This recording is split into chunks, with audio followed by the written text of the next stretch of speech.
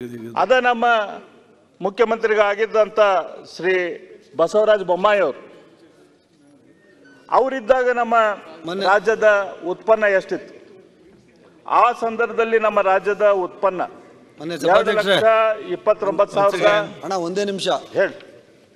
ಈಗ ನೀವು ಪಾಪ ತಪ್ಪು ಮಾಹಿತಿ ಐತಣ್ಣ. ಅದರಲ್ಲಿ 9 ತಿಂಗಳಿಗೆ 85,000 ಕೋಟಿ ಸಾಲ ಸಭಾಧ್ಯಕ್ಷ, ಮತ್ತೆ 24-25 ಮುಂದಿನ ವರ್ಷ ಸೇರಿ 1,05,000 ಆಯ್ತು. ಆಯ್ತು, ಎಲ್ಲ ಕೂಡ 85,000 ತಪ್ಪು ಮಾಹಿತಿ ಹೇಳ್ಬಾರ್ದಲ್ಲ ಸದಸ್ಯರಿಗೆ. ಅಲ್ಲಣ್ಣ, ನಿನಗೆ ಯಾರೋ ತಪ್ಪು ಮಾಹಿತಿ ಕೊಟ್ಬಿಟ್ಟವ್ರೆ. 85,000 ಕೋಟಿ ಮಾತ್ರ 9 ತಿಂಗಳಲ್ಲಿ ಸಾಲ.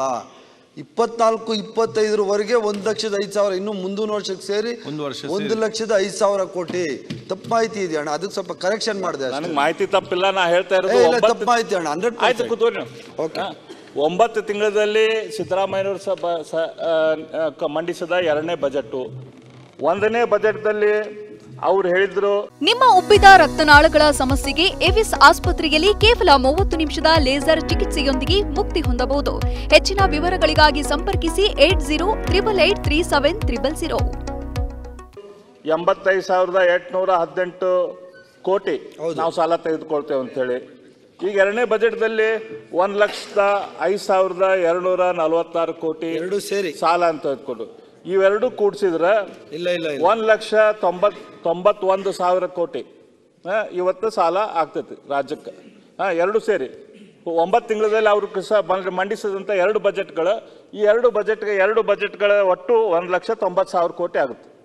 ಅದ ನಾವು ನಮ್ಮ ಬೊಮ್ಮಾಯಿ ಭಾರತೀಯ ಜನತಾ ಪಕ್ಷ ಅದಂತಲ್ಲ, ಅವ್ರಿಗೊಂದು ಕ್ಲಾರಿಫಿಕೇಶನ್ ಅಂತ ಹೇಳಿದ್ರೆ 9 ಮಂತ್ಸ್ ಅಲ್ಲಿ 85 ಪ್ಲಸ್ ನೆಕ್ಸ್ಟ್ ಮಾರ್ಚ್ ತನಕ ಕೂಡ ಟೋಟಲ್ 125 ಅಂತ. ನೀವು ಹೇಳೋದಾಗೆಲ್ಲ 85 ಪ್ಲಸ್ 15 ನೆಕ್ಸ್ಟ್ ಮಾರ್ಚ್ ಅಂತ. 85 ಪ್ಲಸ್ ಕರೆಕ್ಟ್ ಇದೆ. ನಾವು ಬಜೆಟ್ ಮಂಡನೆ ಮಾಡಿದ್ದು ಇಂಟ್ರಿಮ್ ಬಜೆಟ್ ಲಾಸ್ಟ್ ಟೈಮು. 85,000 ಕೋಟಿ ನೀವು ಮಾಡಿಟ್ಟ ದುಡ್ಡುಗಳಿಗೆ ಅದನ್ನ ನೀವು ಕೊಟ್ಟಂತ ಬಿಲ್ಗಳು ಸಾಲ ಮಾಡಿರೋ ಸಭಾಧ್ಯಕ್ಷ. ಸರ್ಕಾರ ನಮ್ದಿರ್ಲಿಲ್ಲ ಆಗ.